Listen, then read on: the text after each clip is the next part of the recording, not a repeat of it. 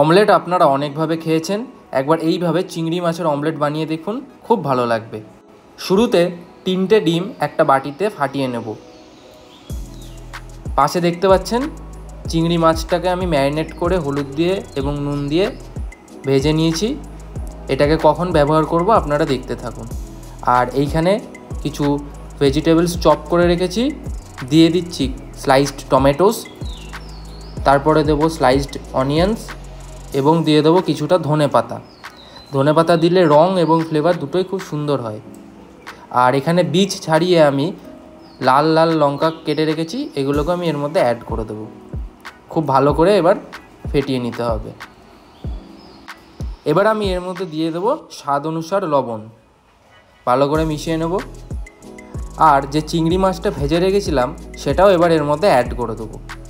Add করে দেওয়ার পরেও ভালোভাবে মিশিয়ে নিতে হবে।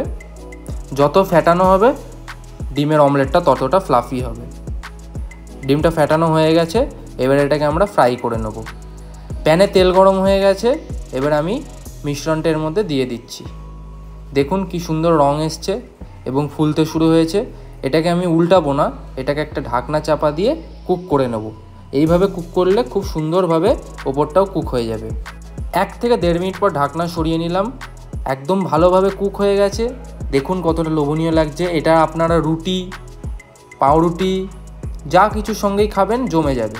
ওপর দিয়ে গার্নিশ করে দিলাম কুচনো পেঁয়াজ, ধনেপাতা এবং টমেটো দিয়ে। রেসিপিটি ভালো লেগে থাকলে লাইক করবেন, শেয়ার করবেন এবং কমেন্টে জানাবেন। আর অবশ্যই আমাদের চ্যানেলটিতে সাবস্ক্রাইব করবেন।